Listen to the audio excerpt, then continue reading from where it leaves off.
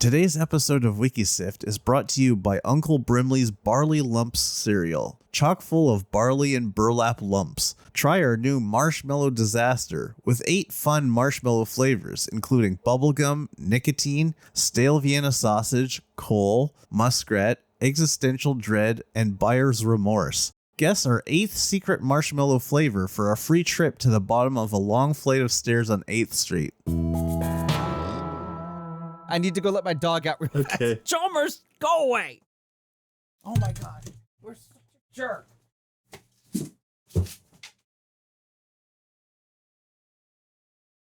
You know, we could just replace Stevo with a energetic dog. I'm just saying. What was that about an energetic dog? I was saying that I was like, man, you are energetic, dog. Is this something else that's going to be modified in post? Yeah. Okay. We'll give you something fun to look at when you're processing the audio later. Oh boy. Are we doing the Aphex Twin stereogram of that really creepy face that he makes? Did you ever hear about that? Stereogram of an energetic dog. You said a bunch of words that I understand, but not in a pattern that I. It's an audio trick. All right, so you get started. I have to ask my spouse how she got my kid down. Tranquilizer darts? Yeah, my brain went in like 4 different directions of how I could turn that into a joke, and I gave up on all 4. I just went for the most obvious one. I didn't give a shit. Maybe I should just start the episode while he's gone and have him come back and like, wait, what? I'm just saying, that dog thing. I mean, you wouldn't have to worry about this with a dog. Would you stop? That was really good timing. Stevo, I love you. I wish you the best. Turn my back for 2 seconds, Brutus. It's Judas, thank you. Yeah, the famous quote. Et tu, Jude? Of course you'd bring up the fact that I was born Jewish. Thanks so much. That's not even what I was doing! Oh man, hold on, where's the bingo card? First the 9/11 jokes, now the Jewish thing. That is not what I was doing. How dare you, sir? Do I have to edit the 9/11 jokes into it now so that your remark makes sense? No, I think it's even better if you don't. I think it's incredible if you just leave it up to their imagination. Yeah, that is better. That's like... Why was 9 afraid of 11? Because 9, 11, 13... I still love this comment on one of the YouTubes for this show so much. It is still like my Twitter sub handle. I love being delightfully chaotic. Yes. There's such an element of alchemy to all of this. Beautiful. No one's ever commented about magic. me. Welcome to Wiki Sift, a shallow dive into pop culture and fandom. Today we're going to be talking about celebrities who wrote... I didn't edit this from the last episode. Okay. Today we're continuing to talk about celebrities who wrote novels.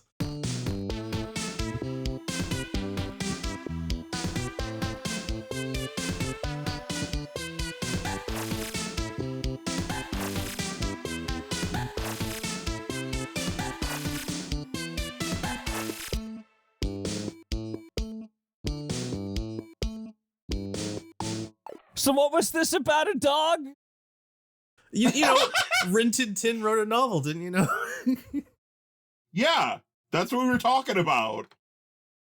The Scooby-Doo autobiography. Lassie wrote a tell-all book about Timmy. Oh my gosh! The Scooby-Doo autobiography is Rats Rough. What? Are you actually looking this up? Is this a thing that you already found? No. Did someone ghost write a book for Scooby-Doo? Yes. Oh my god. It could happen. I used to think tangents happened a lot with my old show. I guess it's just baggage I bring with me everywhere. Yeah. Remy Resrelia, Ron Rotz, Raster. All right, so Ruther Rucker. truth be told, they'll get it. They'll get it in the end anyway. I don't mind if you replace me with Scooby-Doo. That's high talent. I like Matthew Lillard. Wait, Matthew Lillard was Shaggy. Oh shit, you're right. Scooby-Doo is Frank Welker and has been Frank Welker Frank for like 30 years. Sorry, I was gonna say thanks, Optimus. Is it actually No, Frank wait, that's Welker? a different guy too. That's wrong too. Peter Cullen was Optimus Prime. Megatron was Frank Welker. It's so easy to irritate the nerds, isn't it? Yeah, turn it around. See how much longer you're on this show. I can get you replaced with a dog like that. With a dog. Wiki Sift is a willfully ignorant fandom podcast where we don't actually directly consume media and just read what fans wrote about online. Because I could, oh wow, this is appropriate. Because I could watch all the Scooby-Doo TV shows, movies, and comics, but I'd rather just go on the Scooby-Doo wiki and find out how many times they crossed over with Batman. It is way more than you think. I think it's 11. 43 times so far. 43? If you include all the tertiary media, they did 2 movies together. Scooby-Doo and his gang appeared in an episode of one of the Batman shows. Batman appeared in 6 Scooby-Doo team-up comics. He was in 3 Scooby-Doo episodes. He was in all 12 issues of yet another crossover comic. He was in a TV special celebrating the 52nd anniversary of Scooby-Doo. He was in 8 Scooby-Doo novels. And he is in every issue of a new comic series called The Batman and Scooby-Doo Mysteries, which is still ongoing. Novels? Yes, of course, the Scooby-Doo Expanded Universe novels. I would love to find out more. Tom, I'm not gonna lie to you. Whenever you go off on a tear like that, I just get thrown back to Homestar Runner's Coach Z going, jobs, jobs, jobs, jobs, jorbs, jorbs, jorbs. Why? Why does your brain make that connection? It's just a nice droning effect you have. I see. I'm just glad Also, do you know how many Lego Scooby-Doo movies there are? There are also far too many. So today we just all hate each other. Is that what we're getting at here? I don't know. I keep coming back to these talks about being replaced with a dog. You tell me. Yes, my dear spouse, it could be worse. Okay, so to recap, in our first part, we talked about novels written by Pamela Anderson, Snooki, Nicole Richie, Morrissey, and Sean Penn. Of particular note, or maybe I just want to come back to this, but one of the things we talked briefly about was this throwaway line in Pamela Anderson's book Star. Her character Starwood Lee works 2 jobs to make ends meet: the day shift at Talon's Nail and Tan Spa, and the night shift at Mother Pearl's Steak and Oyster Emporium.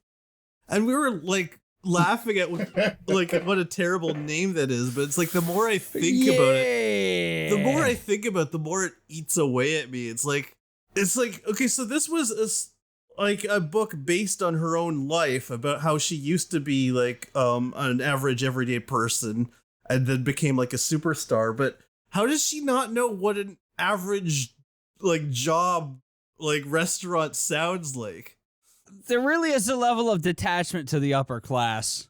Yeah, but like she wasn't always upper class, so that's what makes it baffling to me. Like she had to have worked somewhere at some point. How can you actually confirm that? I was gonna say. The only way it could have been more like awkward is if it had been like Mama Pearl Steakateria. Liquefied steak holds no appeal to me. Oh God! How about some bratwurst? Wait, what? Broth? I said, how about some bratwurst? I heard Rock Thirst. Oh, That was Aqua Teen Hunger Force. oh right. Slurp-a-Lunch, that was the place. I couldn't think of the name. Oh yeah, that's the one where the robot babysitter got crushed in the machine. Yeah. By the way, Stevo, your voice is really robotic right now. All right, well, let me try disconnecting from Discord. Okay. Un momento. So the dog could be named like Little Pepito. I just think that would be a cute name. How about now? Much better. Now you sound fine. Okay, great. So it is just Discord being butts. Discord is typically butts. Yeah, we also covered Sean Penn's story, Bob Honey Who Just Do Stuff. God, yeah. Which was just unhinged ramblings in novel form. It's a book about a secret Black Ops assassin who murders old people with a mallet, but also goes on a weird tangent where he swims in the ocean to discover new types of sea life. And the book ends with an extended poem where Sean Penn threatens to murder the president. It sounds like a really bad Game Jam entry. I mean, let me put it to you this way, all right?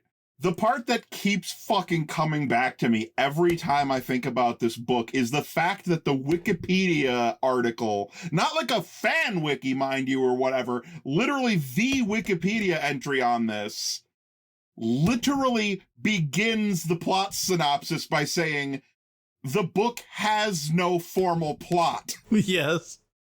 That's pretty damning to start the synopsis by saying, there's really not a plot here. There are words in no particular sequence. Here's the first thing you need to know about this going in. You're gonna have a hard time. Okay, so let's get started. That was a bad time, sorry. That was not a bad time. That was a fine time. Well, no, I meant that was the line from the game. I've never played Undertale. All I know is that Sans has a lot of porn. You've met with a terrible fate, haven't you? So let's start with the first celebrity I want to talk about, Wesley Snipes. Now, oh, jeez. What? Are we doing the whole tax evasion thing? you remember I was telling you about how years ago I walked into a bookstore and I just happened to stumble upon books by Nicole Richie and Snooki. This is just kind of a similar sort of experience for me, but it wasn't like the same day. It was years later. I was just walking past a bookstore and I saw a Wesley Snipes novel in the window and I had to stop and back up and check again to make sure I actually, like, my eyes weren't lying to me. Here, I want to show you the cover of the book here. Oh boy. See, this is why I stopped. Like I saw the picture and I just kept walking, and then I saw some Wesley Snipes and I had to go, hold on. Enthralling urban fantasy. I had to stop and laugh. It had all the energy of, hey, you guys remember Blade? I wrote my own Blade. It just looks like a generic Keanu Reeves got something nice at the gift shop on the way out of China. So, like, I just... Like, I look at this book and I just imagine how unhinged Wesley Snipes was on the set of Blade 3 and bring that into a novel. Why is this town drowning in Hawaiian Punch? I have many questions. It looks like this deals with biblical themes, so obviously, you know, that's a latter-day plague. Oh, yeah, probably is. Oh, the boy. plague of Hawaiian Punch. So, yeah, I looked it up, and it actually doesn't look bad. It has really good reviews, and I'm a little shocked because it looks ridiculous. I was going to put this near the top of my list as, like, the most ridiculous celebrity novel. Like, I mean, I'm still not over this cover image, because now that I'm looking at it, it looks like indigestion is like a tempest in your city. Indigestion is like a city underneath an ocean of Hawaiian Punch.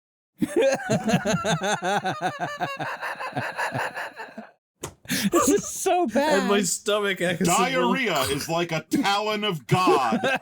The only solution is this big ass knife. My stomach will reach up to me and say, "Save me," and I'll look down and whisper, "No." No. Yeah, based on like what I read in reviews and whatnot, the worst I can say about it is that it looks cliche, but it's not completely bonkers like the other stuff on this list. And look, the ghostwriter is credited on the front cover, so it's not really a ghostwriter. Like he was upfront about who he collaborated with, and it sounds like they worked well together. So like shut my mouth. He might have actually done a good job. Okay, well, I'm starting to lose hope here. Hold on. Imagine that everyone you have ever known or loved was forced against their will into a state of demonic possession and spiritual slavery. Imagine an unholy cabal of the world's richest and most powerful men directing this sinister plan in order to cement their unbridled control of the planet. Imagine two heroes emerging from that darkness there's the to do battle with the forces of evil. That's great. I love it. Set in the mean streets of Chicago. I have friends who live in Chicago. I've lived in Chicago. They're not mean. I'm just kind of stuck on forced against their will into a state of possession. Like, that's by definition being possessed is against your will. Yeah, that is. No, not all. Listen, sometimes you just go like, you know what? I'm fucking sick of this drudgery day in and day out. It's the same thing. Can a demon just get in here and do this for me for a while? I'll go in the back of my skull, sit down, watch some reruns. You can do the desk job for a while. All right, you know what? Again, another notch against this ghostwriter. I thought Talon of God, based on how it was specifically laid out on the cover, would be like, oh, that's the name of the dagger. That's a weapon. Yeah. That's that's not the worst thing I've heard. No, the friggin', the protagonist's name is Talon Hunter. And he's a legendary man of God. That's why it's so weird to me that has such good reviews. Like, it looks so silly. You know what it could be? I do have a soft spot for those end of the millennium cheesy horrors like End of Days or Stigmata or what. Oh yeah, no, I love those, but my enjoyment really only goes so far. You know what it could be, Tom? What? It's not necessarily that it actually is good. It's got a lot of front-loaded, heavy-handed sounding religious stuff in it. Could it be that all these positive reviews are coming from people who their other reading experience is like, What Will You Do When the Lord Comes by Minister John Birthwood or whatever, There are only so many Left Behind novels. I have to try reading something else. Exactly. Yeah, you could be onto something there. I'm just putting it out there. Like, people are saying this is literally just Blade, but Christian. He should have called it Blade of God. As a minister, I found this so refreshing to read. A superhero story that doesn't belittle God or Christianity. Are you reading that? This is somebody who's reviewing the book, yes. Oh, boy. Oh, no. Also, this reviewer's name is Crimson Rain, spelled Krymson. Of course it is. Rane. Are you sure this is a Christian minister and not like a My Chemical Romance cover band? It's a Christian My Chemical Romance cover band. Oh, no. So it's My Biblical Romance. Crawling in my sin. Oh.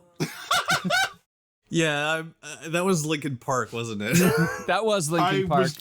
Yeah. I don't know who it is, but I was pretty sure it wasn't MCR, so... It's all the same. But I was going to let you have it, honestly. All right, so let's move on from Wesley Snipes to the Kardashians. I don't have expectations. That deathly silence. Let me tell you how much I enjoy following people who are merely famous for being famous.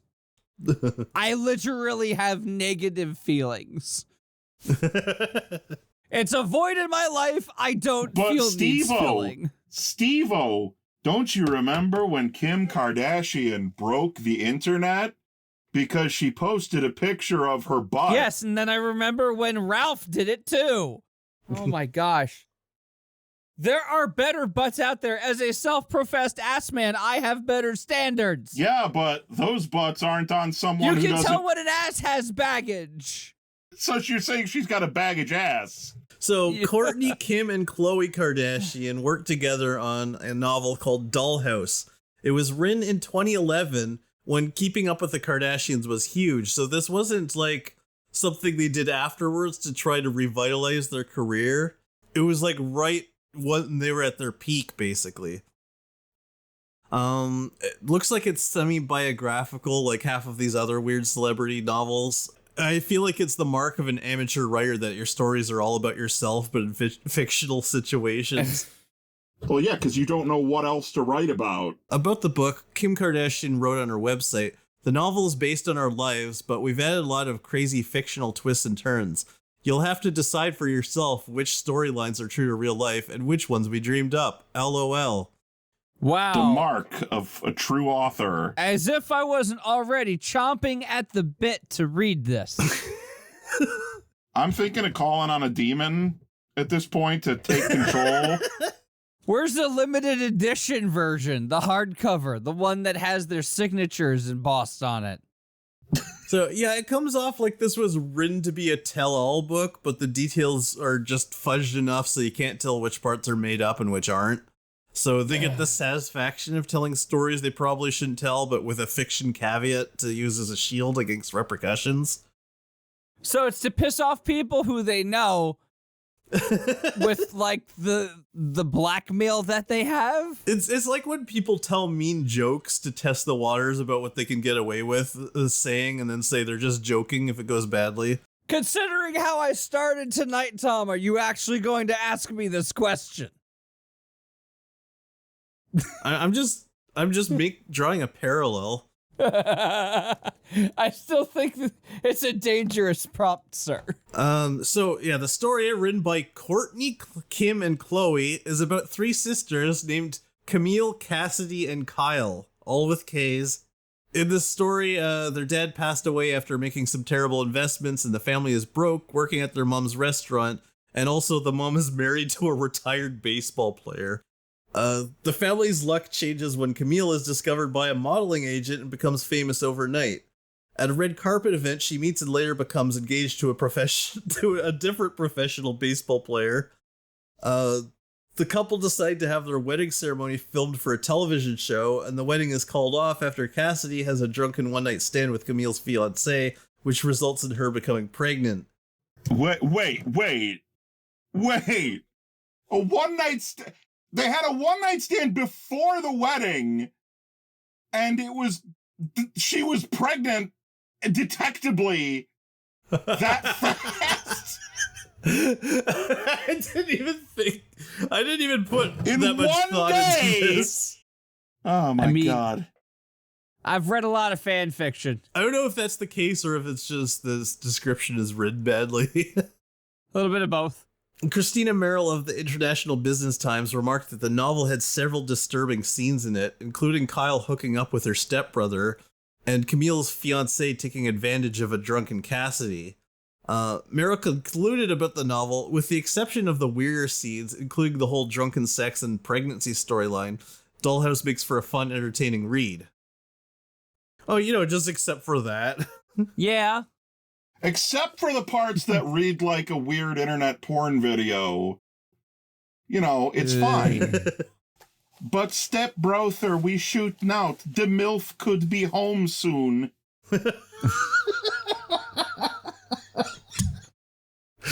don't know why that got me so hard.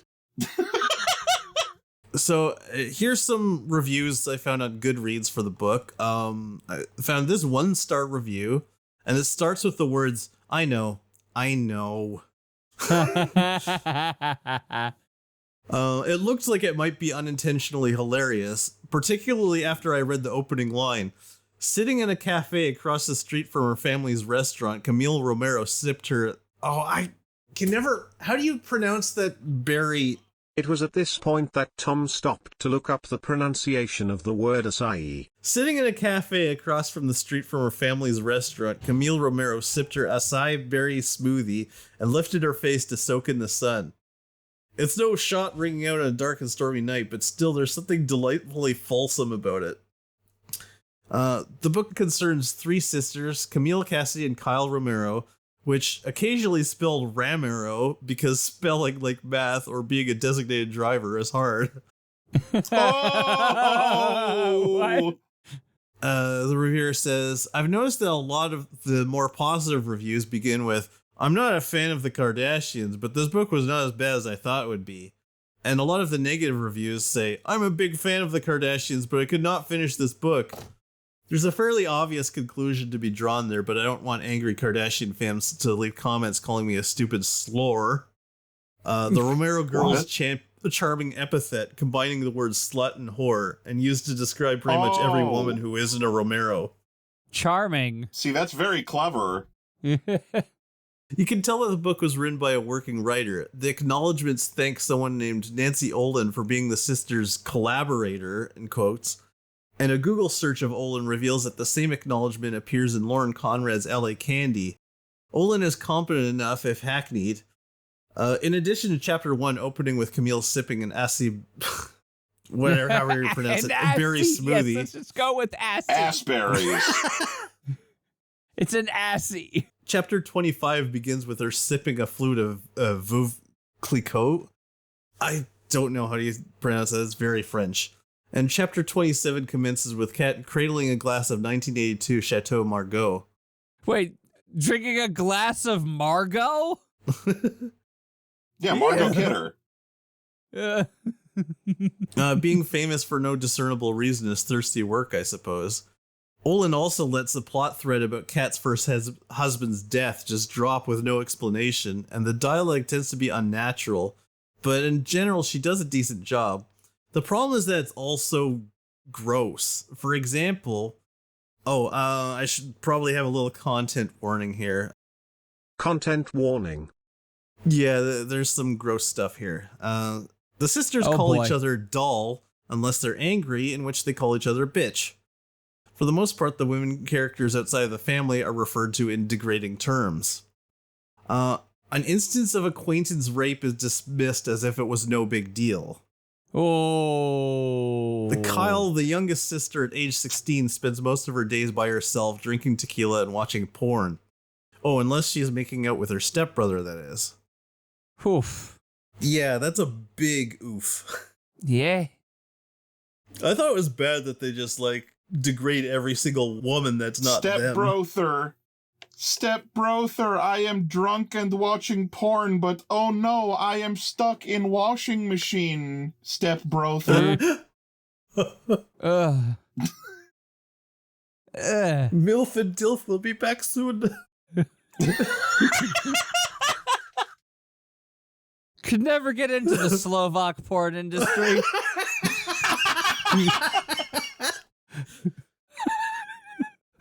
The erotic adventures of MILF and DILF.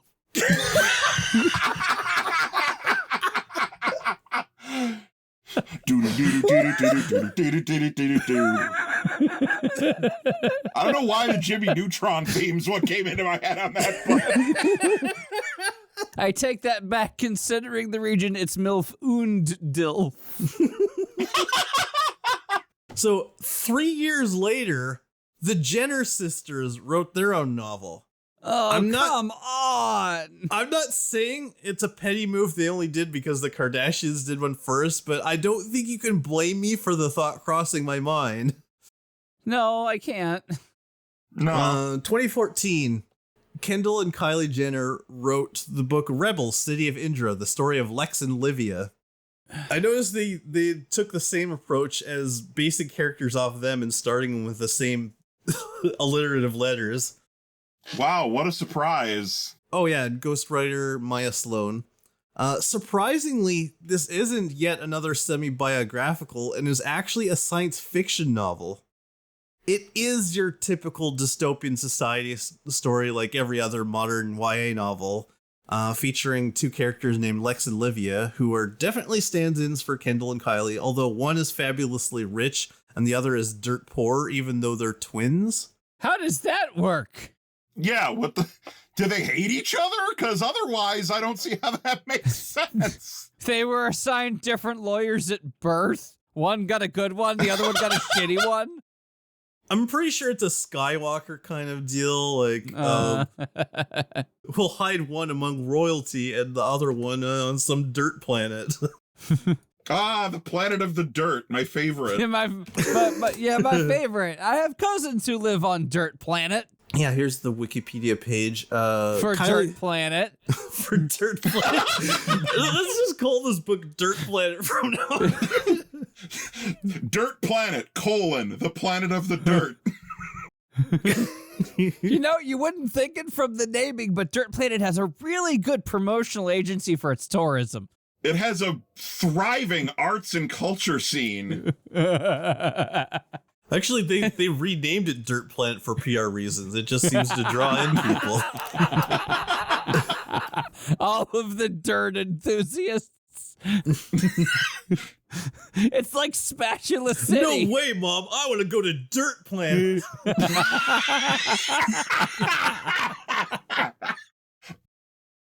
Okay, honey. There's warring factions over how much compost you need to include in your dirt.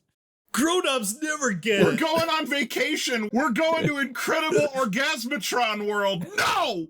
No, I want to go to Dirt Planet.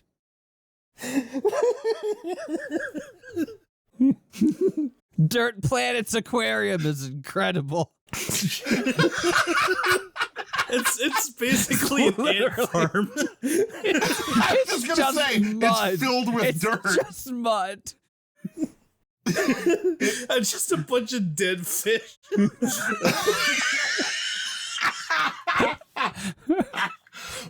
Oh shit, you know what? You know who's behind it? I figured it out. Those nefarious beasts. Dirt Planet is a scam brought on by that friggin' gang of rogue proto-stars.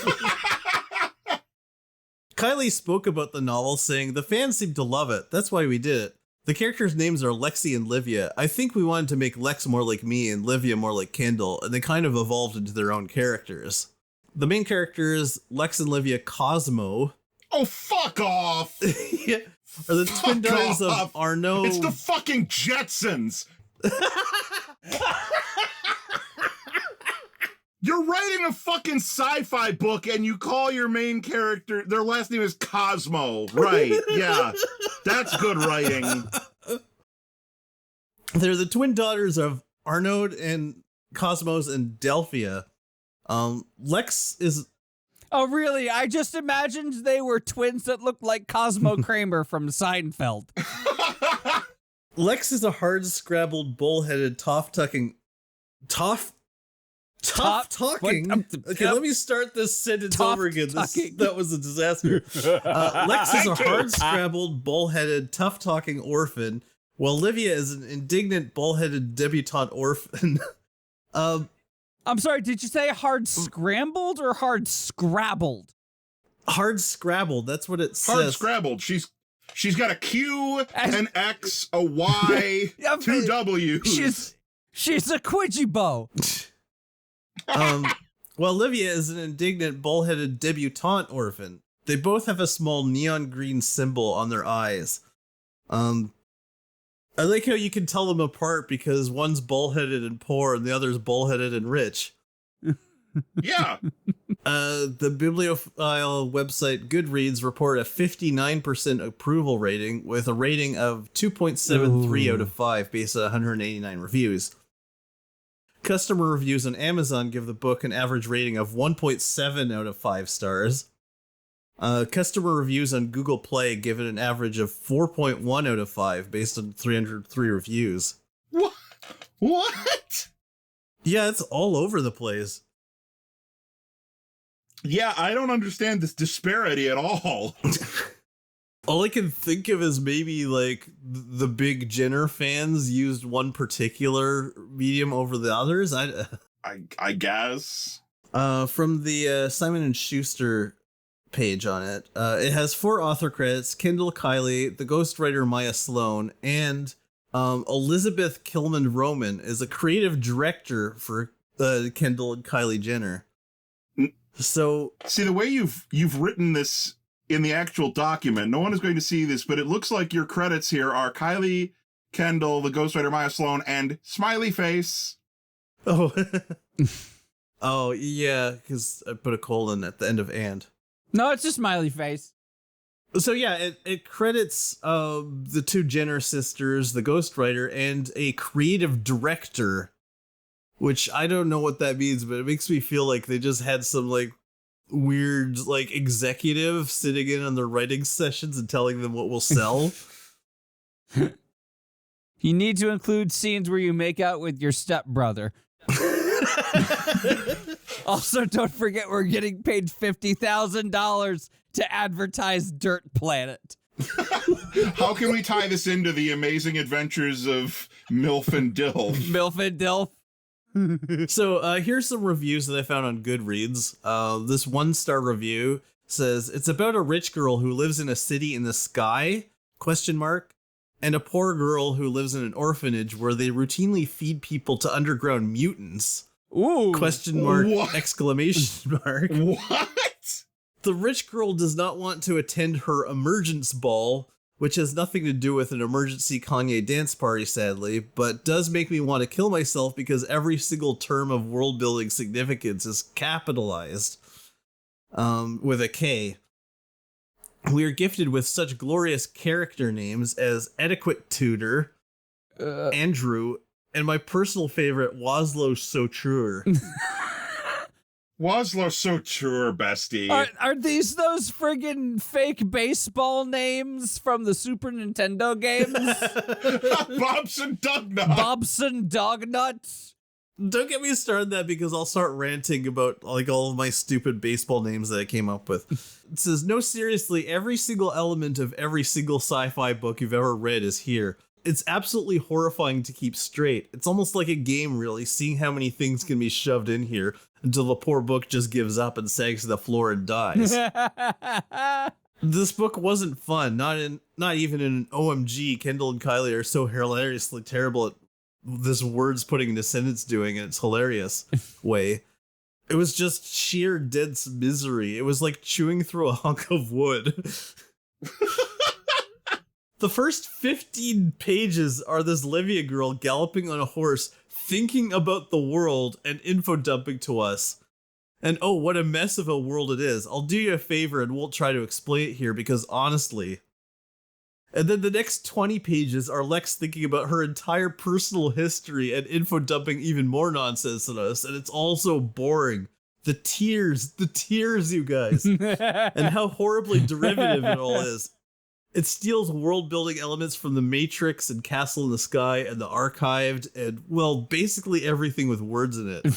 Still think I'm being too harsh? Well, decide for yourself. All quotes come from an advanced, uncorrected proof. His hope was foolish. He could show them only through action that testing his might was immensely foolish.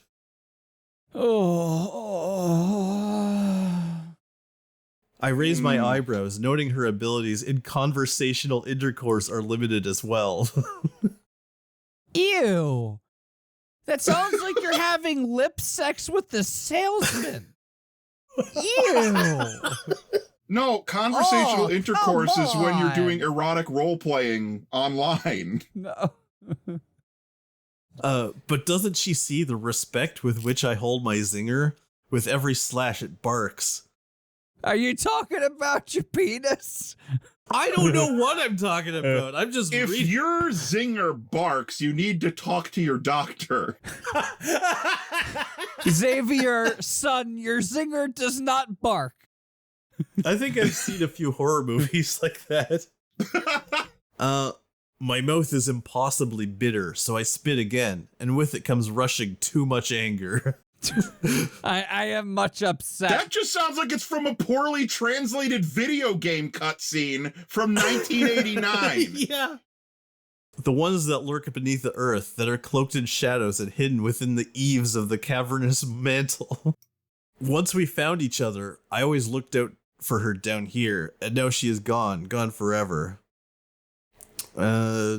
Twice a year, the mutations take orphans gifted to continue our sanctuary here in the bowels of the earth. At the point where the city of Indra doesn't care what goes on, we are that far beneath. There are greater worries. Why is the orphanage deep underground? I don't know. I'm so bored.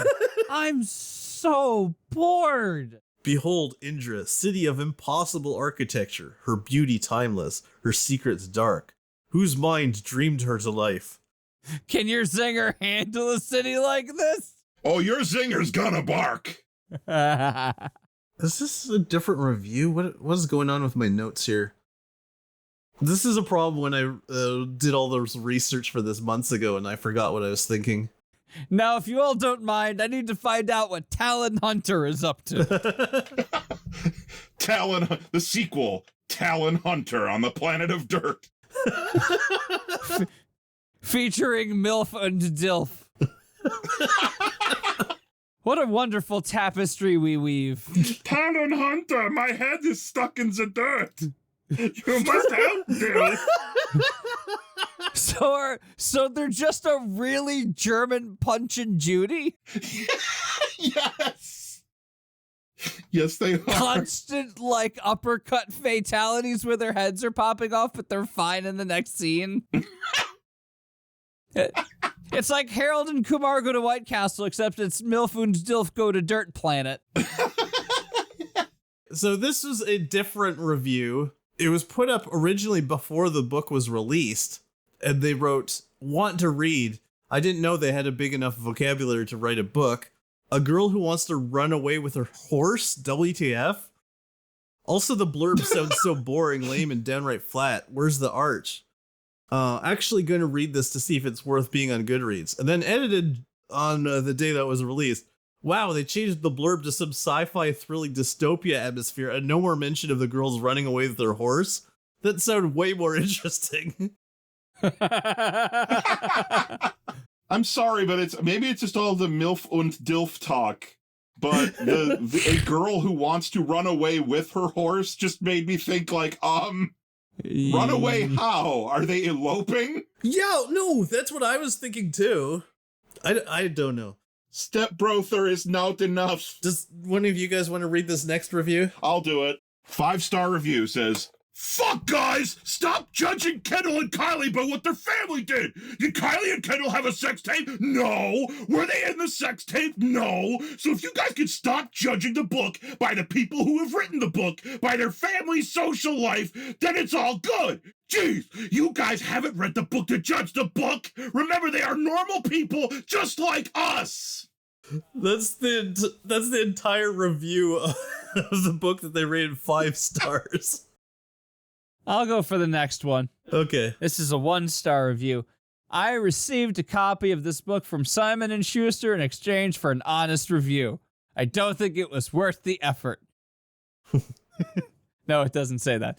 Rebels, City of Indra, the story of Lex and Livia is about 2 girls who, although are both orphans, live completely different lives.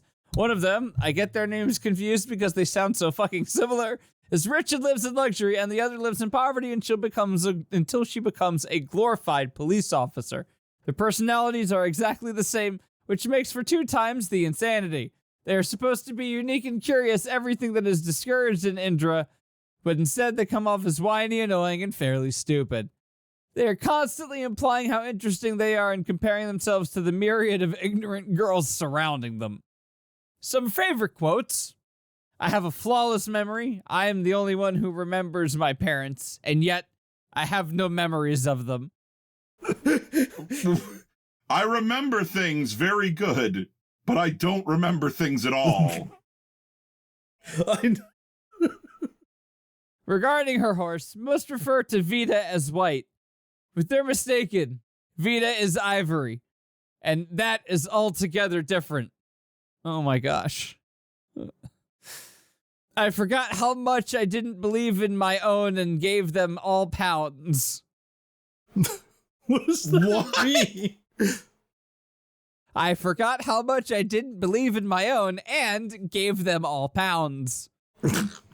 Yes, and all your base are belong to us. No, this one's the best. How did he know I could read? I didn't even know myself. Yeah, I have a lot of questions about those two sentences.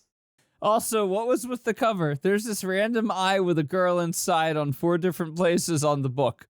Is that supposed to mean something? Yeah. A 1-star review says, honestly, did the people who rate this book a 3 or higher get paid? No storyline, no character development. But most importantly, since this is supposed to be a dystopia, no world building or description. I couldn't even picture the setting or how these islands were placed. I found myself Googling a map just to see if and how others thought the layout was. I found absolutely nothing, leading me to believe that no one has a clue how this world is supposed to look. It's very 9th grade, but that's okay. Look, somebody got paid to do it. We don't have to pay them to read it. That's what this show is for. Thank you very much, Tom. Back to you, Diane. There's a review on thecut.com. Under the settings section, it says, the book focuses on the city of Indra, which is a self-sustaining biosphere, in quotes, put together from the remains of Earth. It's a city the size of the East Coast, and it's like a Buckminster Fuller fever dream. Whose mind dreamed her to life, someone says. Indra is also female, one surmises. Indra is called the City of Impossible Architecture, a monument of impossible wonder, and an unforgiving bitch. That was just somebody named Indra they were talking about. Yeah. The best sentences in no particular order. Once flowers even had a scent, like perfume. The smell of human waste. Darling. We escape through flecks of my golden scream. K? Time works funny here. I don't know why that one got me. I'm sorry, but the third one there, Yeah, it's if when you piss, it sounds like a scream. I think you gotta talk to your doctor. If your zinger is barking or you're experiencing a golden scream, you really need to talk to your doctor. Doctor, my zinger's been barking for 4 more hours. What do I do? Okay, I need to read this again. We escape through flecks of my golden scream. I don't understand. I don't understand. Nor do I care. Part of me wants to think part of this sentence is literal and part of it is like figurative, and I can't tell what is and what isn't. Time works funny here. Okay, so they wrote a sequel in 2016. Time of the Twins, the story of Lex and Livia. As if this needed a thrilling follow-up. I can't wait. Summary: 2 sisters, 1 destiny. One Lex cup. and Livia are on the run. Oh, I thought you said 1 cop, and I thought you were turning this into like a 90s movie trailer. No, I'm going 2 far sisters, worse. 1 destiny, 1 cop. A renegade cop. It's very Soul Calibur. I've gone to see the doctor twice, but it still burns. In Time of the Twins, Lex, an impulsive military cadet, and Livia, a pampered heiress. What? Oh. Air ass? Okay, it spells heiress AIRESS, but I think that's intentional because they have like some sort of weird, like, one of them lives underground and one of them lives in the sky. So they made whatever. Like You're know, paying. man. I was gonna say, Yeah, well, you're paying far more attention than I am. they have just found out they are twins, which is actually against the law in the great city of Indra. What? What? Madam, if your egg splits during pregnancy, you will be executed. Oh no, they didn't say that. They didn't say that having twins was against the law. Being twins is against the law. Mom's gonna be fine. Danny DeVito and Arnold Schwarzenegger gotta look out. So, this is really hard to wrap my mind around. So, they just found out that they're twins, like, in the entire first book, they meet each other, they look identical, they don't think anything of it. It's just one of those life idiosyncrasies, a coinky dink. Yeah. With help from the charming and handsome Kane, Lex's best friend and Livia's newfound love, and Xavier, a gruff rebel who would prefer to leave them all behind. No, with a Z. Xavier. Oh, that's even worse. Yeah, that's much. What do you mean even worse? Well, what are you saying about your Here's son? the thing. Normally, I would be proud of anything that my child does, but if he was being featured heavily in a book of this caliber, I would question his life decisions. I should point out this book was written before Xavier was born. I'm aware. Okay. Xavier, a gruff rebel who would prefer to leave them all behind, they make the grueling trek through the dangerous underground tunnels towards the Outlands beyond the Dome of Indra in search of the mother they thought was dead. When they finally reach the Outlanders' colony, they discover their mother holds the key to unlocking their past, and they must confront an ancient prophecy, the time of the twins. Oh, fucking ancient prophecies. It's always their fault. Mm-hmm. The prophecy claims they are the long-awaited twin saviors destined to save the city of Indra from the oppressive High Council who have long reigned over all its people. This is so cliche. The evil council. Ugh. Will Lex and Livia agree to be a part of their mother's dangerous plan? And, okay, so I guess we just went straight to her mother's alive. Unless they found out about a plan she made before they were born, I don't know. And take on the daunting role of the twin saviors. Will they trust their mother and put themselves in jeopardy to save countless lives? No. It's a responsibility they never asked for, but one that may prove impossible to ignore. With unforgettable characters, an action-packed pace, and the sparks of new romance, the Jenner sisters have created a page-turning, heart-stopping adventure that will leave you wanting more. Citation needed. I keep forgetting that this is just the summary of the book. I want to hear how these two characters hear the call to adventure and just ignore it and go shopping. So there's a page about Time of the Twins on the Kyle Jenner wiki, because apparently there's a wiki specifically for Kylie Jenner. Of course there is. Of course there is. Time of the Twins is a second novel by the American reality television stars Kendall and Kylie Jenner, released on November 15, 2016, as a sequel to Rebel City of Indra. The novel is ghostwritten by Catherine Kilman and Elizabeth Kilman Roman. And under latest discussions, there's a comment by Llama546 says, "Why does Kylie Jenner have a wiki when Moist Critical doesn't? That's not fair." Oh, God, I hate the internet. You know, I'm critically moist too, so I get that. Nobody gonna give me that one. I'm giving you that one, but I have to describe my favorite meme associated with that is just this old lady seductively licking like a popsicle, and it says, "Of all these flavors, you choose to be salty."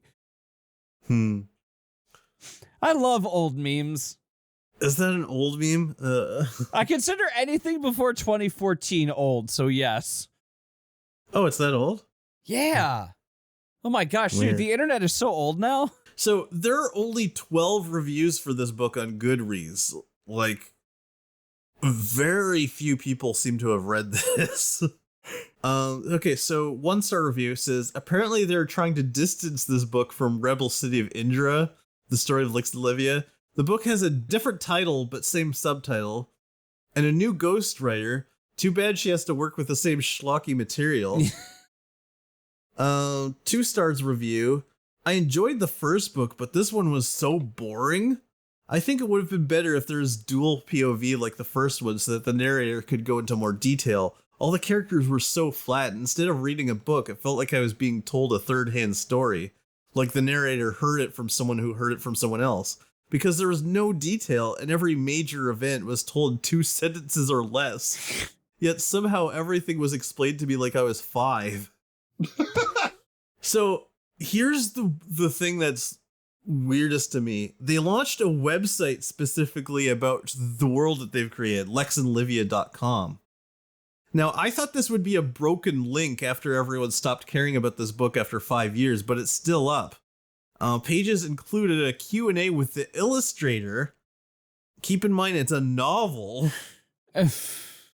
and there's a poll about which actor should play a character as if it was made in a movie, and there's a quiz, find your Indra tribe. I'm so uninterested. I'm aggressively uninterested. I don't consider myself a snob in any way for like sci-fi or anything, but I'd like to think at least, I got standards, right? Yeah. This is so boring. Just even just the descriptions of it are tragically boring. Yeah. When you got 1,000 words but nothing to say, right? Speak for yourself. I'm gonna find out what fucking tribe I am. Fuck you guys.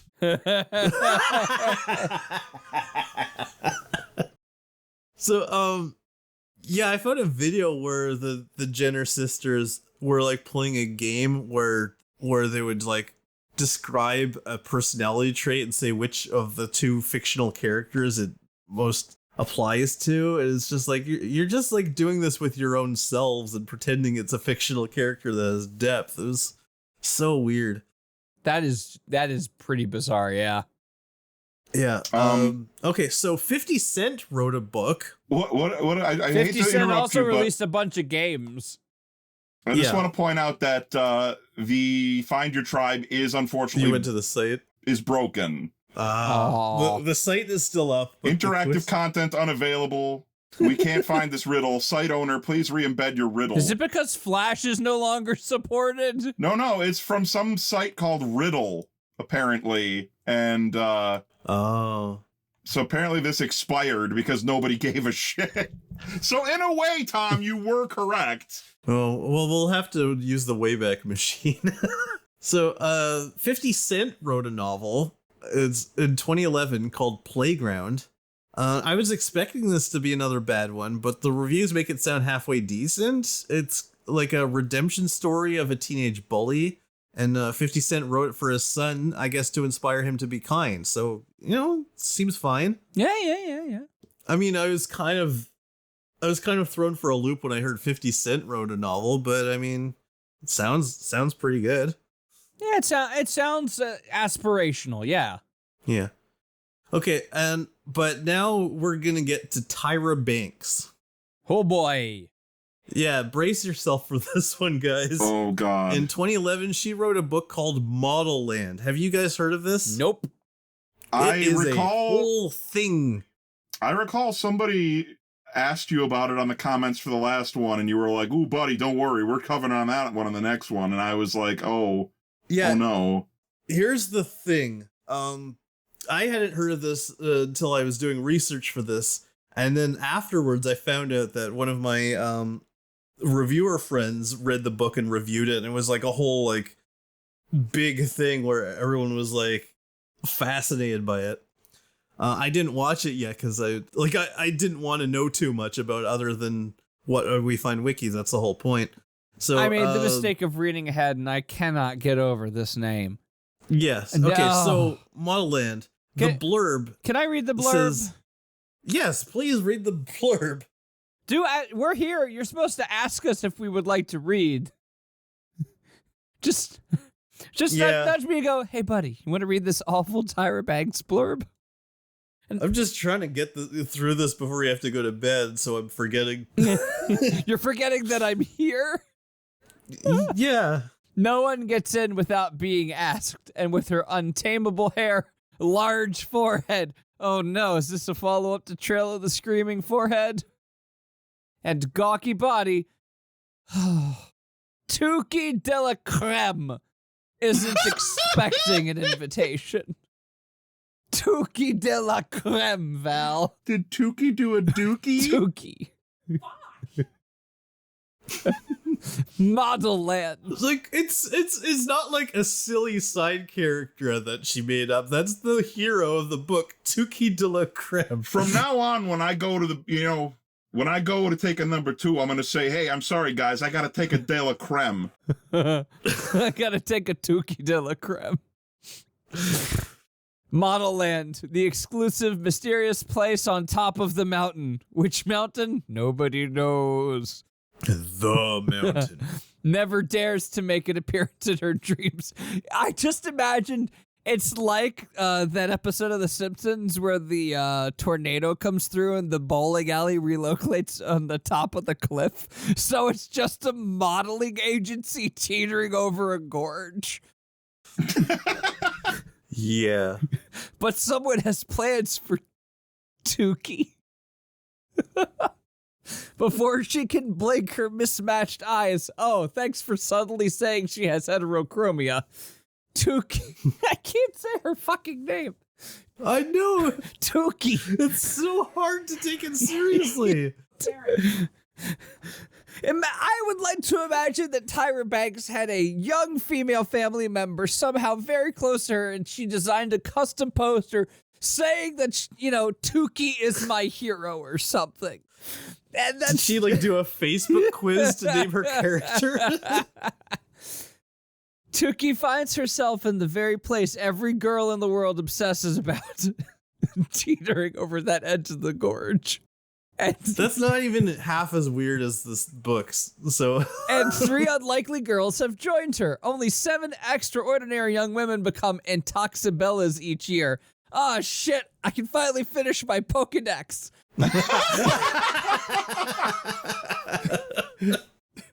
Famous, worshipped, magical, advanced business systems. We live and breathe this stuff.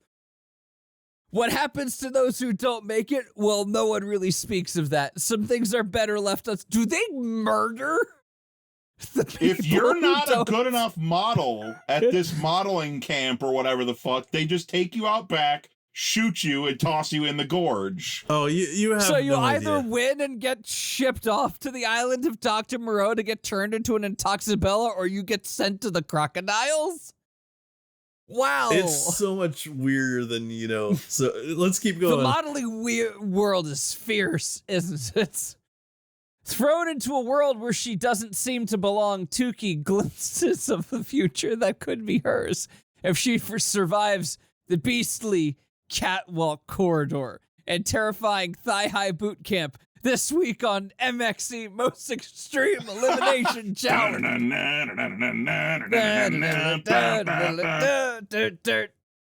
Along the way, she learns all about friendship, courage, laughter, and what it feels like to start to believe in yourself. When you enter the fantastical world of Modelland, you'll see that Tukey was inspired by Tyra's life as a supermodel. No fucking shit. I had no idea. You know what? I think I should just hang up my podcasting license at this point. I did not see that coming at all, and My monocle popped off so fucking hard, it's in orbit right now. the I say that reverberated through space. All those crazy and wild adventures Tukey has with her friends, some of them were ripped straight from the headlines of Tyra's life. Tyra knows all about beauty and fashion and fierceness, and she shares everything here, and I can't. This is so bad. Modelland, it's fun, zany, and 100 bazillion% Tyra. Okay, Yes, I am a tyrant of this as well. I figured it out. You know how a shart is when you shit when you fart? Yes. Well, Tukey is like the Wisconsin mom way of saying that. Oh, you did a Tukey. You went to drop a dookie and you did a toot. A Tukey is when you put a shit in the toaster. No! All right, now which one of you boys left the Tukey in the toaster?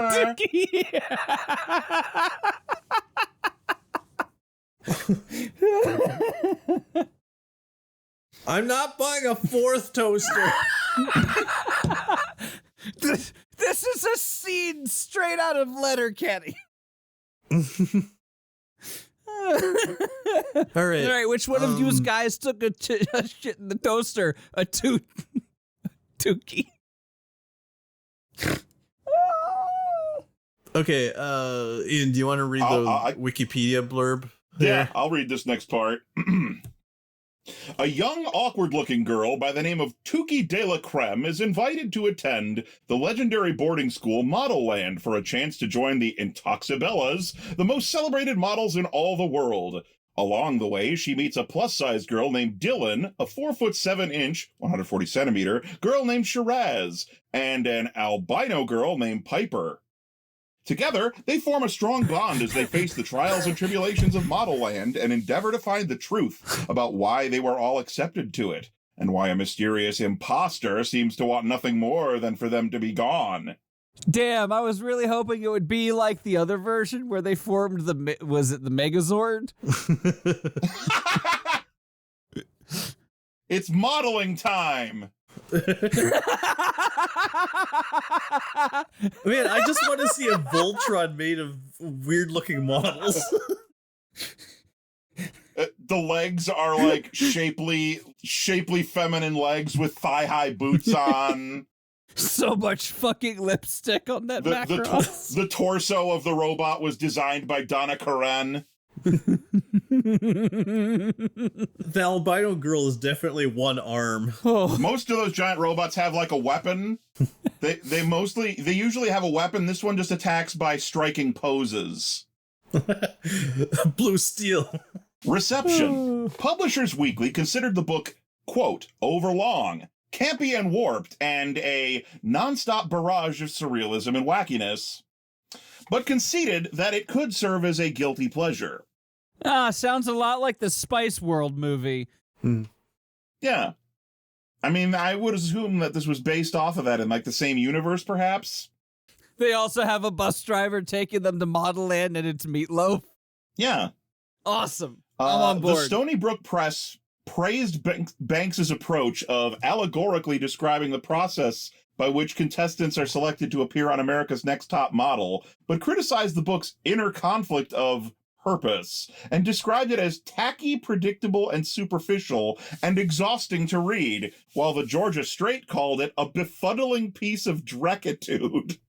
Wow, that's a damn good... Yeah. Yeah. Making up his own words like Shakespeare. And evidence that Banks is certifiably batty. Bitch noted. What? Yeah. Is that... Oh, is that the name of a magazine? Maybe? I don't know. These are your notes, man, not mine. Well, that's what it says in the Wikipedia article. Bitch noted that although Model Land promotes self-esteem and confidence in girls, it is less than empowering since it is all to a depressing consumerist end, calling it a nonsensical, nightmarish acid trip that seemed like it would never end, with more made-up words and terms than a Klingon translation of a Dr. Seuss book. Wow! That's freaking good. Yeah. That's some and shade. Emphasizing that it stops being funny when you realize just how long it is. Inspiration. Banks has said that the inspiration for Model Land happened one day while she was doing a Tukey.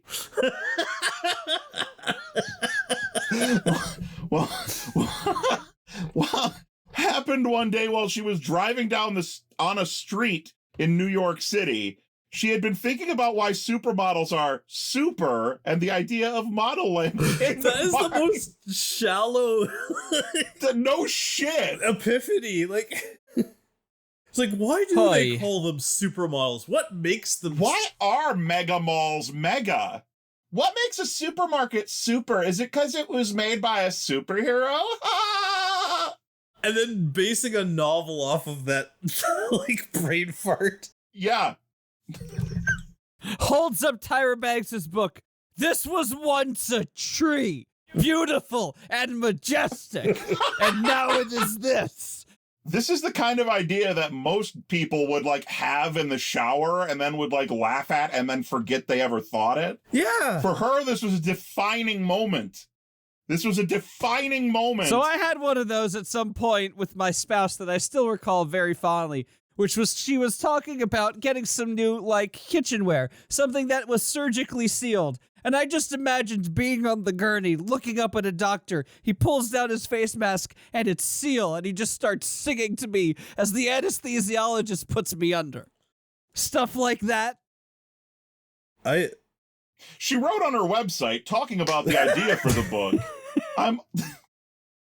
I'm always dreaming up ideas, like when the words modeling boarding school floated into my head while I was driving on the FDR highway in Manhattan. I wrote them down in a little notepad, and 5 years later, I'm being sued by the family of the person I killed running into them while writing in a notepad while driving. Visceral. And 5 years, thousands of pages, and dozens of writing getaways later, I finally get to call myself the author of Model Land. Writing getaways. Oh, God. Boy. No, like she went on like a trip to her cottage just to write this book like multiple times. Why wasn't Alan Wake about this fucking book? What? Tyra Banks goes to the cabin on Cauldron Lake. Yeah. I mean, at least she was passionate about it. Like, I would just want to see Alan Wake in stilettos and a really tight black dress on the catwalk. That'd be fantastic. Give me that DLC remedy. Why are supermodels super? References in other media. In America's Next Top Model Season 17, Banks instructs the 4 remaining contestants in the episode Tyson Beckford to perform as characters in the novel in a short film based on the book, with part 1 of the film broadcast in an episode. Part 2 is broadcast in the season finale. Oh my God. Oh, God. Can you imagine forcing people on your show to participate in a fucking shoot of a short film based on your unrelated vanity project? Yeah. Like, can you imagine being like a model and making it that far into like a reality show and then finding out that you have to like do this sketch based on the judge's book? Like, yeah, I think I would just turn in my badge right there. Those 4 remaining contestants definitely all like looked at each other and they're like, what? I'm just imagining fucking someone walks up to Tyra's Banks and behind the judge's desk and sets down their badge and gun. I'm through being a model. When you said we were doing this by the book, I thought you meant the law book, not your fucking crappy book.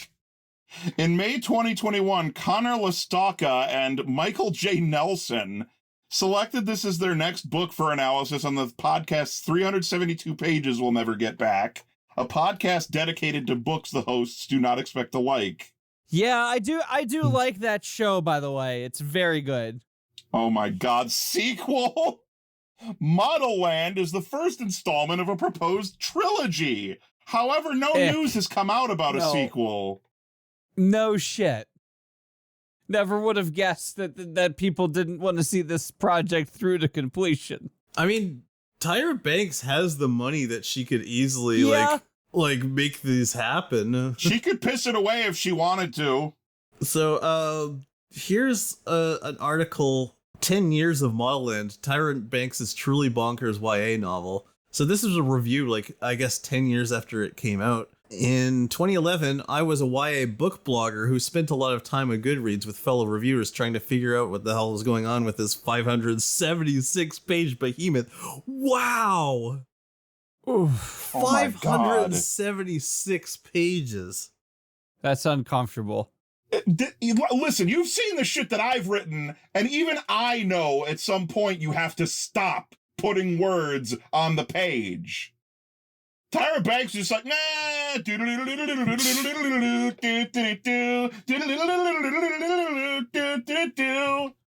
it stayed on loop for fucking 576 pages. Tyra Banks spent so much time figuring out whether or not she could that she didn't stop to think whether or not she should. So she just went for 500, nearly 600 pages. Model Land is set in a universe called Metopia, where supermodels are revered. Wait, the fucking 3DS game? Yeah. I was gonna say! or is it Metopia? It's probably Metopia because it's like a take on Metropolis or something. I don't know. I have no idea. Tyra Banks' Metropolis, my favorite film from the Weimar Republic. Really, really big falsies on that idol. Model Land is set in a universe called Metopia, where supermodels are revered on the level of Nobel Peace Prize winners, and everything is twisted to accommodate their strutting glory. The eponymous Model Land is a magical boarding school where the lucky attendees can compete for the chance to become an Intoxabella, the A grade of models who may also be deities. Our heroine is Tuki de la Creme, a forget-a girl, in quotes, who is constantly described as being hideous because she has frizzy hair, a large forehead, and mismatched eyes. Her family, who are Dickensian levels of evil, are grooming her younger sister, Miracle, with a Y and 2 R's, for model stardom, but surprise, it's Tuki who has chosen to attend Model Land. Surprise! There's simultaneously not enough plot and too much of it, while every detail is described to agonizing levels with the most perfunctory of language choices and made-up fantasy words that feel as though they were created by someone who had never spoken a day of their life up until that moment.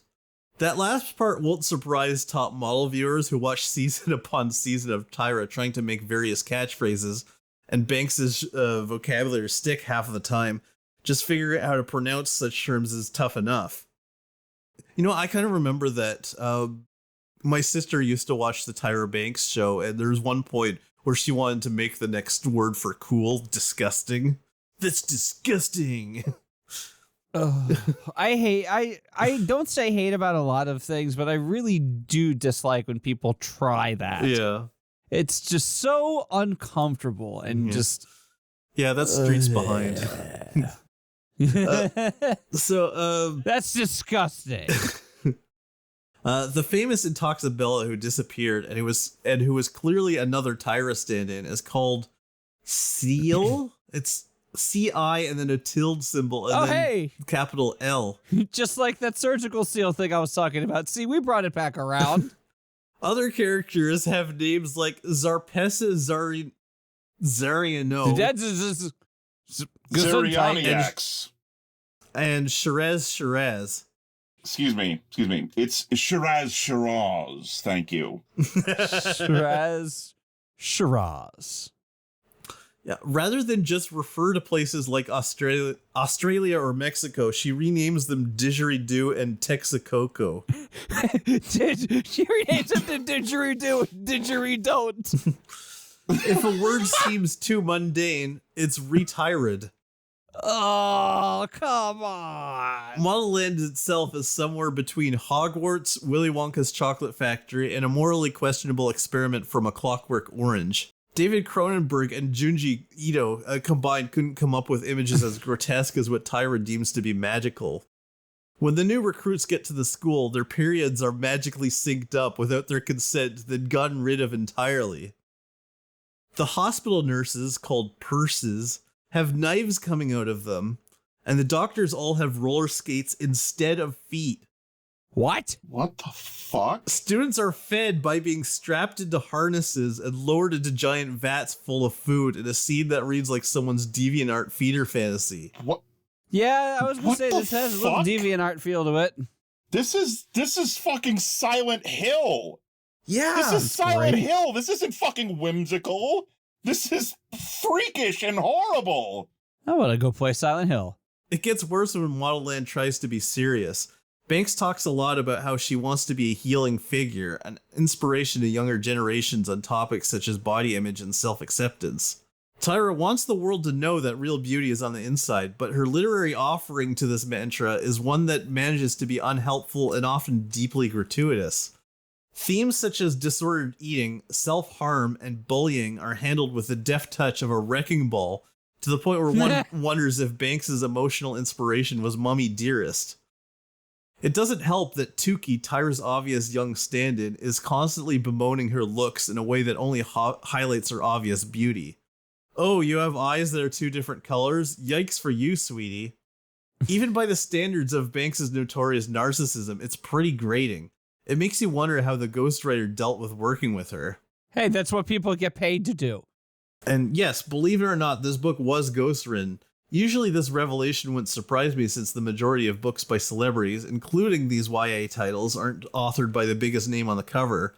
But this book is so truly out there, so undeniably the singular vision of someone's unfettered id, that the mere image of Banks having to dictate ideas to a beleaguered and underpaid ghostwriter is funnier than anything within the many pages of Model Ed. I have to give the author Michael Salort credit here.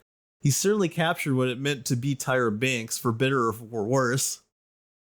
This is a woman who truly seems to view modeling as the pinnacle of human achievement, an occupation nobler than peacekeepers and more magical than witchcraft. It's a mindset that explains a lot about both Model N and Banks' growing business empire. Oh, wow. That was a trip. All right, so here's some reviews on Goodreads, because this person, as in-depth as they went into this, there is so much going on here that you can find all kinds of ridiculous tidbits about it through a myriad of different people who read it and all experience different horrifying things. Okay, well, this reviewer gave it 3 stars. So what's it like? Basically, imagine Tyra at a buffet of stories. She eats Charlie and the Chocolate Factory, most of the Harry Potters, Matilda, Alice in Wonderland, A Clockwork Orange, and even a bit of the movies Beetlejuice and Mirror Mask. A Clockwork Orange? Yeah. Oh, and plenty of America's Next Top Model. Then throws them all up into a basket so it's a huge muddy derivative mess, throws some glitter paint and a bow onto it, and hands it to us like a newborn baby. This is our book. Before I even continue, I think I need to tell everyone that I was crying laughing out loud last night as I read the acknowledgements and saw that Tyra thanked 3 different bodies of water, including the Pacific Ocean. No, I'm not joking.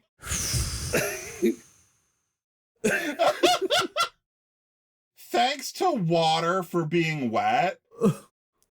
One thing that majorly bothered me was continuity issues. For example, Dylan is in Tuki's 3 classes, and we hear about what she does in all 3 classes, but right before the 3rd class, Dylan asks Tuki what happened in those first 2 classes, and then describes going to different classes herself. No, she didn't. We were there. We saw her. Tyra also has no concept of time. If you pay attention to the writing, only 4 months have passed, but she says it's been a whole year by the end of the book.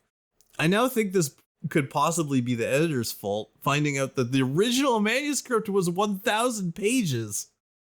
Wow. It's possible the editor just scrapped half the book, and that's where the missing time went.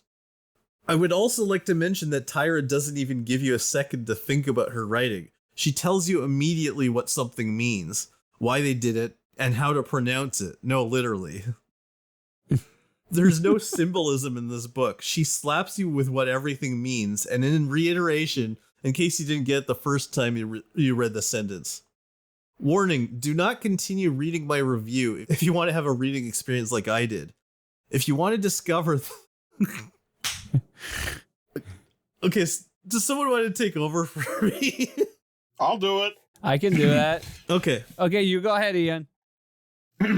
If you want to discover the fuckery for yourself, don't continue. However, most of you still won't, so here's what's up. Tyra has no sense of what audience she's writing for. So one minute we have cutesy names for countries based on things like weather and such, pitter-patter for the province of storms, and a girl who lives in a tree. And then, oh shit, she's cutting her wrists and there's blood and vomit, and oh shit, what's going on anymore? The models are magical. They do magic with their golden belts that everyone wears. There's an entire chapter on periods, and the male teacher discussing periods with them. There's plenty of self-mutilation, including self-flagellation a la monk style. A baby gets born into a toilet full of vomit from a model-thin girl who didn't even know she was pregnant. And really, she wasn't even in pain. It took 2 seconds for her to poop it out. What? What? Yeah, What? It just Yeah. never stops. Down. I ain't slowing down. If you can't fucking keep up, jump off, tuck and roll right now, baby, because I'm kicking this shit into overdrive. Nobody gets off the Tyra train once it starts rolling. Woo fucking woo. Fucking whoa. Tyra meant for this to be a message to girls that even girls who think they're ugly can be beautiful, but This book is such a giant mess of fuckery. The message is clearly lost under the massive piles of what is going on right now. Am I high? Who is that? Why are they naked? Why am I bleeding? Okay, so this is another review. 1 star. Steve, would you like to do this one, Steve? Since you jumped in to the one I read. I would absolutely love to. Thank you. It was tacky. She describes it as camp, but the only this I found camp is the gay as anything school teacher at the Model Land Academy. The rest is just ridiculously mindless, and my 4-year-old daughter could conjure up better names for any of the things, places, people. The names of the 4 sectors of the town will give you an idea of what I mean. Shivera, frigid, pitter-patter, tempestuous, Lodorno, lovely, and of course, Peppertown. Pepperland. 80,000 leagues under the sea. Hey, baby, you want to go on down to Peppertown? So the way that was written might be a bit confusing, but literally she has a part of town that is always cold called Shivera, one where it's always raining called Pitter Patter, and one that's always hot called Peppertown. It's of course sweltering, and it made me mad how so many of the names were just 2 words names put together with a capital letter in between, e.g. Zip Zap, Belladonna, Zen Zen, Pitter Patter, etc., and on and on. The boys come from Bestosterone. Bestosterone. But I think that's what no, it's supposed not to say. spaghetti, it's biscotti. My immediate gag reflex was, what the fuck? This book is so ridiculous, I literally had to put it down and walk around sometimes because I was so angry reading it. My next point of contention, incredibly annoying long lists of every tiny little thing she could think of. Entire paragraphs. Okay, nope, sorry. I'm just going to direct quote again. This is just one of the many. Quote, the cart wasn't very big and contained 5 drawers that spilled over with every type of makeup and beauty tool Tukey had ever seen. Thickening, lengthening, and multiplying mascaras, lipsticks, lip glosses, and stick-on faux lip attachments, eye shimmers and shadows and lash curlers that promised to make... This was a rejected Willy Wonka song, wasn't it? This sounds like Dr. Seuss. Can we edit in the background music from Ken Burns's The Civil War here? I actually really like that. And lash curl... Sorry. Eye shimmers and shadows and lash curlers that promise to make lashes retain their curve for 2 years. Face shimmers, glitters, and pills that promise an instant glow once that General Sherman comes back. False eyelashes made from deceased daddy longlegs. Tukey spotted an area of the cart that held multiple hair removal systems, tweezers, razors, and black wax that slowly dripped to the floor. Do I need to go on? I found it annoying that at every conceivable opportunity she used words like snap or bang or crack to describe mundane activities which in no way, shape, or form would produce such dramatic sounds. For example, turning on a light switch. Snap. Note, a lot of reviews talk about how they credit Tyra Banks because at least she didn't use a ghostwriter, even though she actually did. Just goes to show how bonkers this book is that nobody thinks a professional writer could have done it. That was just my note that you read, but oh yeah, but yeah, that's what I noticed looking at all the reviews. So I'm gonna say this the same way that my friend Logan gave to the delivery of me getting hit in the nuts really hard, which was just, that's rough, buddy. Yeah. When did this happen? A long time ago. Okay. I do want to point out that they just casually point out that there are fake eyelashes made from dead spiders. Yeah. I think that's supposed to be like whimsical or fun, but I don't know. I'm not surprised. The makeup industry is weird. Here, child, glue dead spider to eyeball. Like, like I can kind of see like a lot of these reviewers just kind of glazing over that stuff because there's just such constant insanity that they just became numb to it while reading. And so when there's like, so, you know, the part where they glue spider legs to their eyes, and then there's the This suddenly turned into a Guillermo del Toro movie. a girl didn't realize she was pregnant and gave birth in a toilet full of puke. Like, what is Merry Christmas from Tyra Banks. Weird shit. Really weird shit. I hope that's the scene they did on America's Top Model. I feel like she kind of wanted to talk about her experiences in both a positive and negative way. Like, she was trying to say, like, being a model was like the most wonderful thing for me, and it made me like this great successful person. Except but also, when it wasn't. but also like the modeling industry is so predatory and so many people fall victim. So I want to talk about both the good and the bad. And she takes it to such ridiculous extremes. Like, I don't think I wrote a note about this, but at some point I read a review where someone was talking about like the models being like sliced to pieces for like walking into traps. Like, What? like, I don't know exactly what the context to it is. Like, it's like she's like trying to make a dystopian society that's also like this magical wonder place. It's like, It's incredible in a way. like, Hard to pick a theme. yeah, you get your golden letter to Hogwarts and you show up and it's like magical and wonderful, and also your friends occasionally get murdered by the school.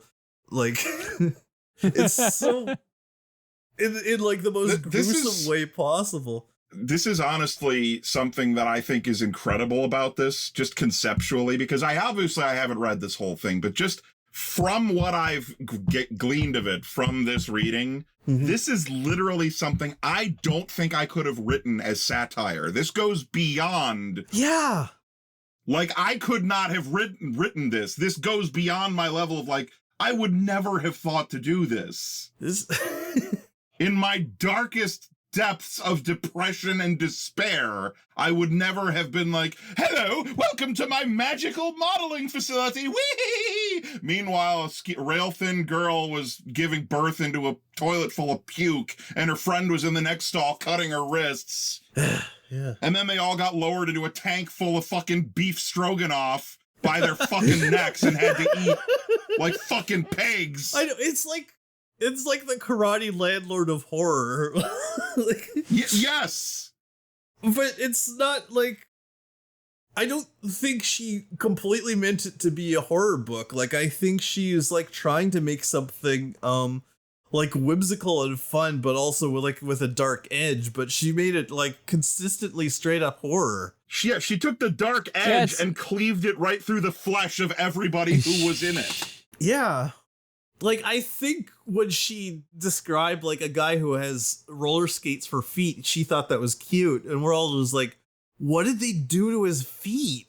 He has roller skates for feet, and he has like Clockwork Orange clamps on his face, tearing his face into a smile, and he's like, they made me better! I'm better at my job now! This is wonderful! Oh. Oh boy. Did you hear what happened to Greg? Yeah, he got sent up to model land. Oh, God. Guess we won't be seeing much of him anymore. Poor If Greg. we do, better be ready for anything. He could have razor blades for fingers now to help the girls with their cocaine habit. And he was 2 days away from retirement.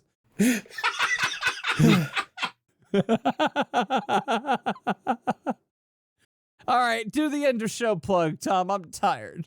It's so hard to like transition from what we just read to anything. Well, you know what? We never even introduced ourselves this episode. We haven't. Okay, I'm gonna have to fix that post. No, we'll just you are do it not. now. You don't have to. I'm Tom, he's an evil genius white, and today I'm joined by... I'm here every week. Even when everybody else isn't. That was Stevo. Stevo, do it right.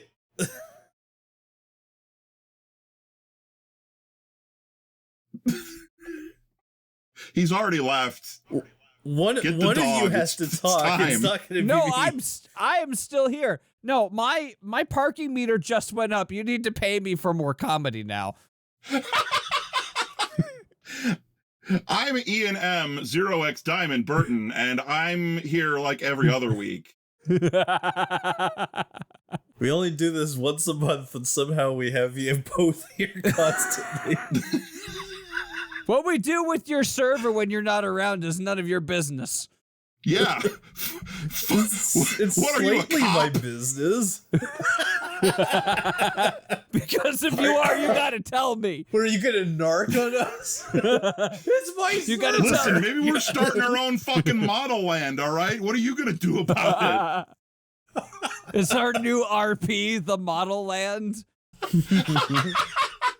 Join us next Just month when we make Got our on my own. Vans skate shoes and my Avril Lavigne t-shirt, and I'm skateboarding to Model Land for my first day of school, wondering if any new kids are going to be there this year. Mom, you never understand me. I'm running away to Model Land and you're never gonna find me again.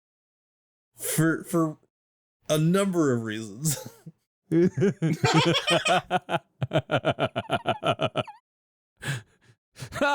This chicken pot pie is a little chunkier than usual. Hi, Mom. I'm home. I'm back from Model Land. This is my baby. Why is it covered in puke? Also, they replaced some of my limbs. I hope that's not a problem. This arm is permanently a thumbs up now.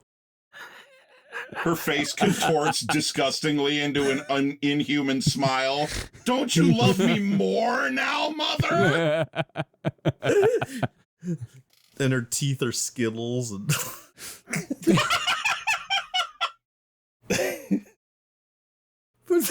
that's it for today. Thank you to everyone for listening. Please review us on whatever you're listening to us on. It doesn't have to be a good review. Any review is fine. If you're not sure what to say, just say these people are a bunch of sad loser nerd monkeys. Next time, we'll be writing our own model land. Say that we deserve to be sent to Dirt Planet. I'd rather go there than Model Land, that's for damn sure. Yeah. The kids love it. I was gonna say, kids, you get two choices for the family vacation this year. Do you want to go to Model Land or do you want to go to Dirt Planet? And that's why Dirt Planet's tourism took off. By comparison, it was the obvious choice. Until next time.